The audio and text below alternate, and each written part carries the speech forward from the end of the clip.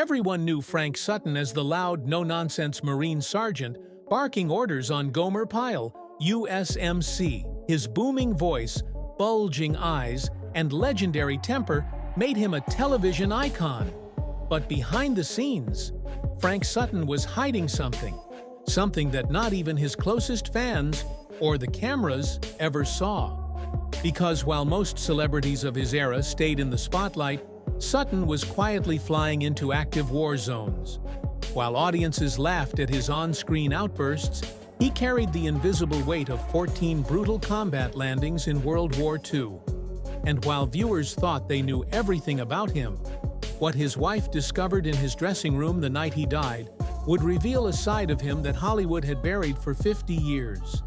This is the untold story of Frank Sutton, not the TV sergeant, but the war hero, the haunted performer, the loving husband, and the man whose silence hid a painful truth. And it all started in a forgotten corner of Tennessee, in the middle of the Great Depression. Frank Sutton was born on October 23, 1923, in the small town of Clarksville, Tennessee, a place hit hard by the Great Depression. Money was tight, food was uncertain. His father worked long, unstable hours on the railroad, and even then, there were no guarantees. Every day was a grind for survival. When Frank was just 8, the family moved to Nashville, hoping for a better life. But at 14, tragedy struck. His father died from a painful intestinal illness. Suddenly, Frank wasn't just a teenager. He was the man of the house. No safety nets, no fallback plan.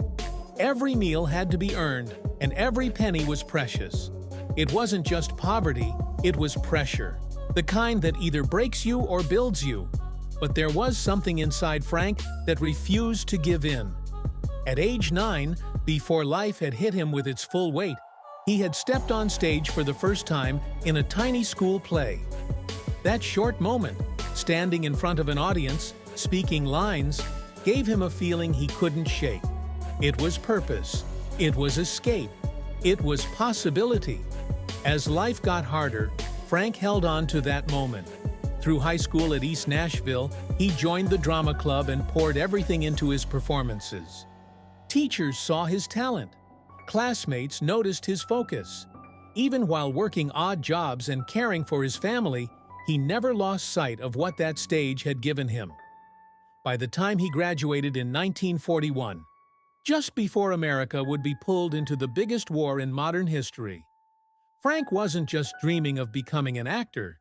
He was already acting like someone who'd fight to make it happen.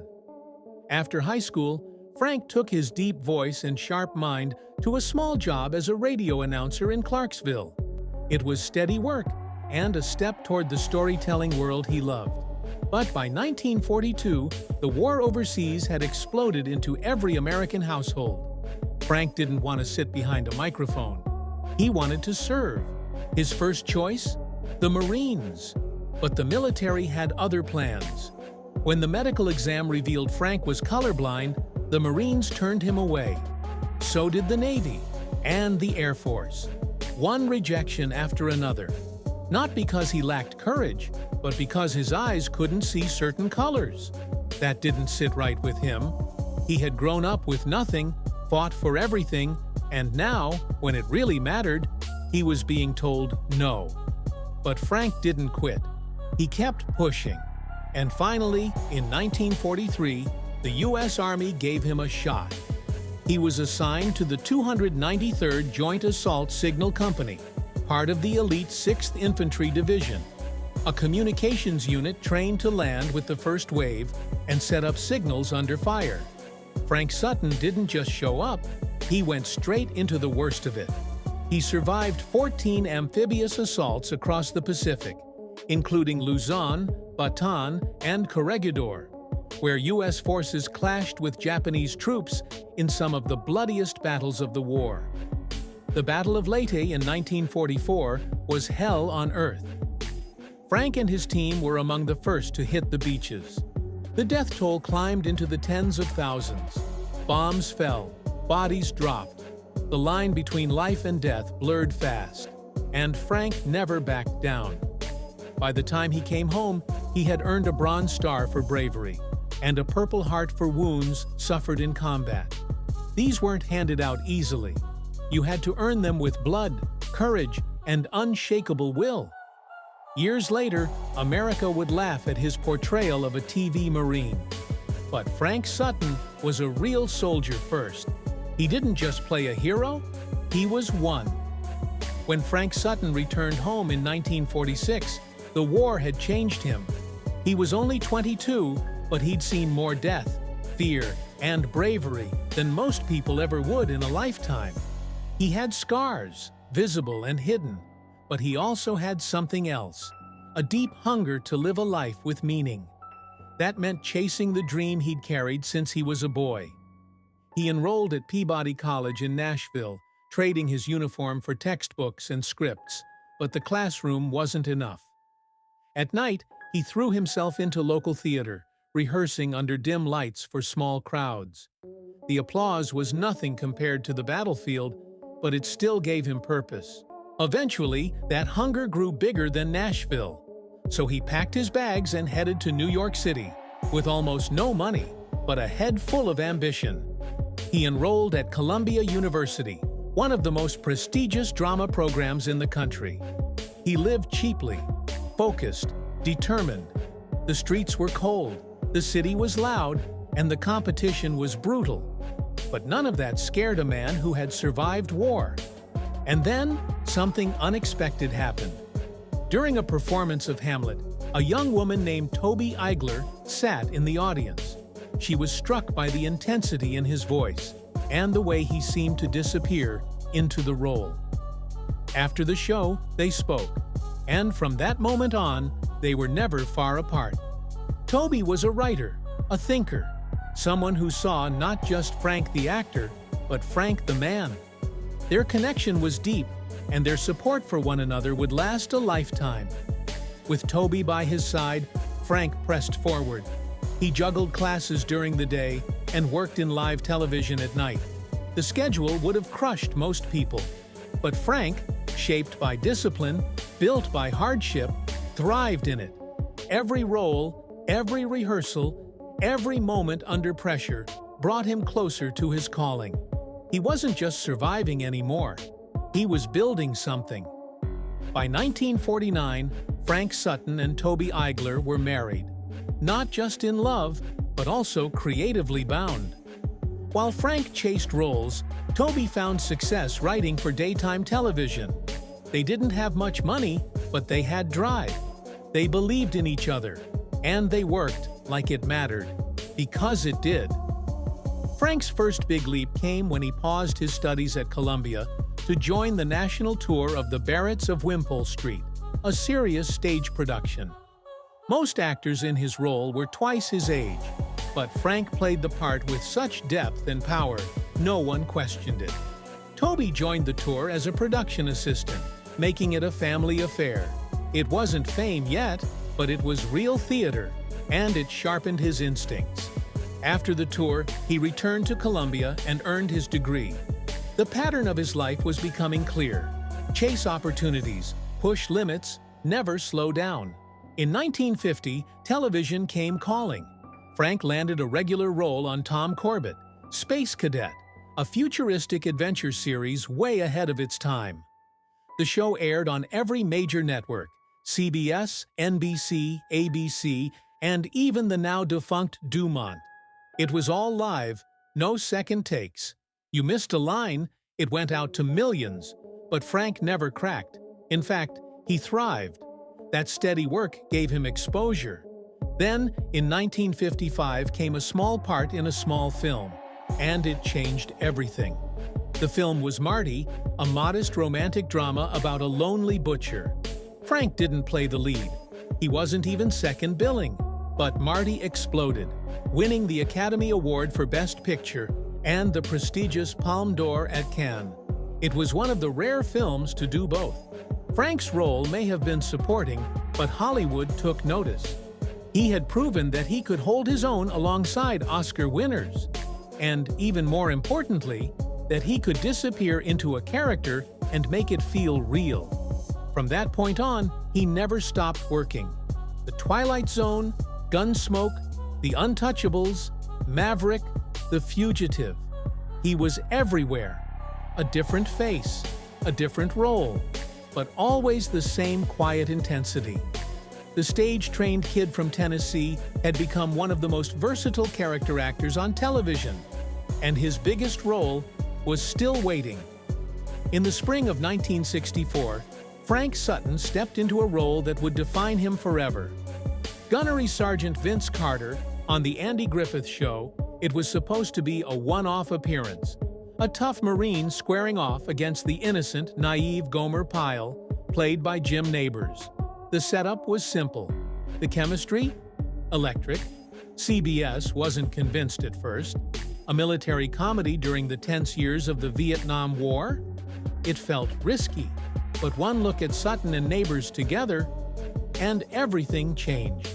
By the end of that single episode, the decision was made. Gomer Pyle, USMC, would become its own show. No test runs, no hesitation. CBS greenlit it instantly. If they didn't, producer Danny Thomas threatened to take it to NBC. He didn't have to.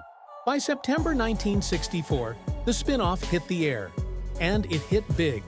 For 5 straight seasons, 150 episodes, Gomer Pyle never left the Nielsen Top 10. Sutton's Sergeant Carter was loud, explosive, and endlessly frustrated. But underneath all that shouting was a heart, and that's what made it work. Off-screen, Sutton and Nabors were nothing like their characters. They were close, almost like brothers. Sutton was generous, hilarious, and thoughtful. He wasn't barking at Nabors between takes. He was laughing with him. That bond only deepened after the show ended, when Sutton became a regular on the Jim Nabors Hour. But while Gomer Pyle brought him fame, it also trapped him. America saw him as Sergeant Carter, and only Sergeant Carter. Casting directors stopped seeing the war hero, the Shakespearean actor, the versatile performer. They saw one thing: the Marine with the flaring nostrils. Sutton didn't complain. He leaned in. He used that fame for something greater. During the height of the Vietnam War, when many stars stayed far from controversy, Frank Sutton flew straight into combat zones. In 1966 and 1967, he performed 56 free shows for troops in just 8 days, going to areas under real enemy fire. He refused payment, covered his own costs, and never sought headlines. To him, it wasn't charity. It was duty. He'd fought in the Pacific. He'd seen friends die in foxholes. And he wasn't about to sit comfortably at home while another generation of young men bled in foreign fields. He once said, "I know what it means to watch a buddy die in a rice paddy with the stink and the filth." That wasn't just a quote. It was a wound he carried, one that never fully healed. The Marine Corps named him an honorary sergeant. The Texas Navy made him an honorary colonel and naval aviator. These weren't fan tributes. They were real honors from real soldiers. Frank Sutton wasn't just pretending to care about the troops. He was one of them. When Gomer Pyle, USMC, ended in 1969, many assumed Frank Sutton would easily jump into his next big role. After all, he was one of the most recognizable faces on television. But what no one told him was that fame could be a trap, especially when you're too good at playing a character. Everywhere he went, people called him Sergeant Carter.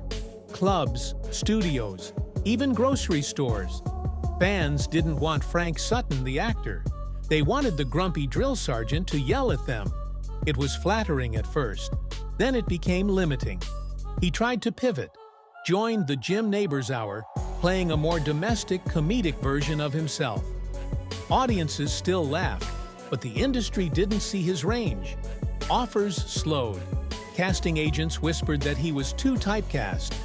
The same role that made him a household name had boxed him in.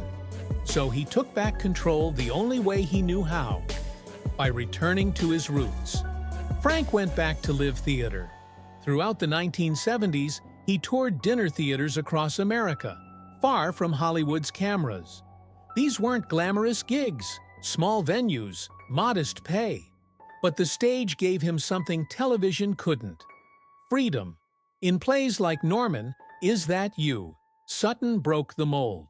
He tackled subjects like generational conflict and homosexuality, controversial themes at the time. He mixed humor with honesty, charm with vulnerability. Critics praised him. Audiences saw a different side of the man who had once only barked orders. And Sutton? He came alive again. The stage stripped away the stereotype. It gave him space to be raw, funny, and human. He connected with audiences face to face, not through a screen. But behind the scenes, he was pushing himself too hard. He crisscrossed the country week after week, 6 shows a week, one-night stays in motel rooms, fast food, cigarette smoke, and little rest. He never slowed down, not for pain, not for exhaustion, not even when his body started warning him loudly. By the early 70s, those warning signs were everywhere. But Frank Sutton wasn't the kind of man to ask for help. Not yet. Frank Sutton had survived poverty. He had survived war. He had survived Hollywood. But what he couldn't outrun was the quiet war happening inside his own body. One he refused to acknowledge until it was too late. He had terrible habits. Everyone around him knew it. 2 packs of cigarettes a day, greasy roadside meals, no sleep, no breaks. A schedule so relentless it would have broken most people in weeks. By the early 1970s, Sutton was pushing his body beyond its limits. He would fly in, perform 6 shows in 6 cities, then hop to the next one without pause. Theaters were packed. People loved seeing him in person, but backstage, he was different. Slower, out of breath, holding his chest a little too often. Classic warning signs, and Frank ignored them all. Friends told him to get checked. Doctors warned him about his smoking, his diet, his stress.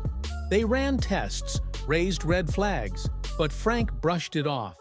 To him, sickness was weakness, and weakness wasn't something a Sergeant Carter ever admitted to. Not on camera, not off it. It wasn't just pride. It was fear. Fear of losing the image he had built. Fear of slowing down and being forgotten. In private, he told friends he felt like he had to keep performing, keep pushing, or people would stop caring. So he pushed harder. Chest pains turned into full episodes of breathlessness. Fatigue followed him like a shadow. Still, he got on stage. Still, he smiled through curtain calls.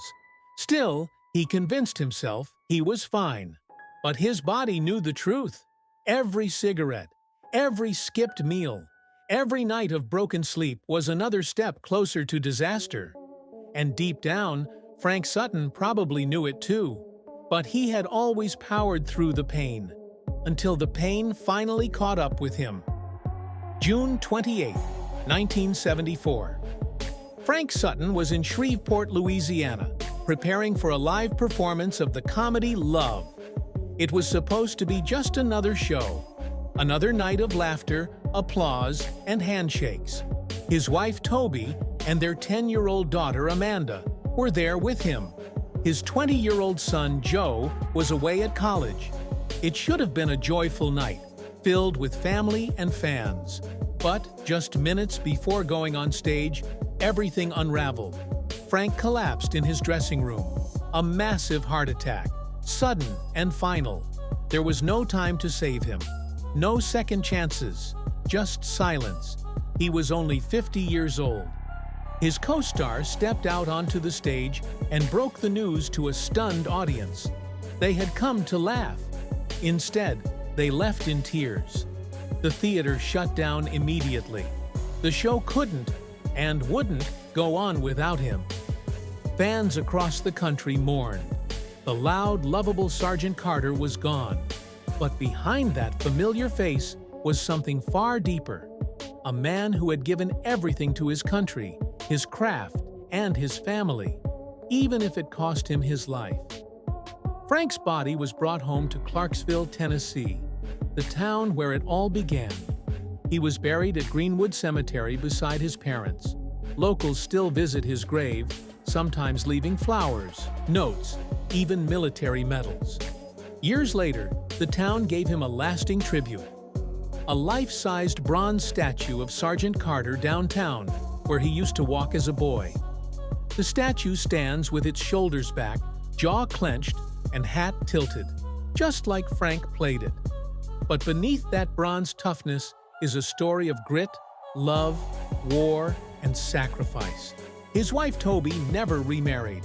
She answered fan mail for decades, protected his legacy, kept his memory alive for their children. Joe, who became a playwright and drama teacher, and Amanda, who chose a quieter life. To the world, Frank Sutton was a shout, a scowl, a punchline. But to those who truly knew him, he was something else entirely. A warrior, an artist, a father, and a man who gave everything for the people who counted on him. His final act wasn't on camera or under a spotlight. It was the life he lived off-screen, and the quiet price he paid to bring others joy. Frank Sutton didn't die a forgotten actor. He died a hero, a husband, a father, and a man who refused to slow down even when it was killing him. Hollywood gave him a role, but life gave him a mission. From storming beaches in the Pacific, to risking his life to entertain troops in Vietnam, to playing a sergeant America would never forget. Frank Sutton lived with intensity, purpose, and heart. But behind every salute and shout was a man who hurt quietly, who ignored the pain until the spotlight finally dimmed for good. And yet, his legacy still marches on.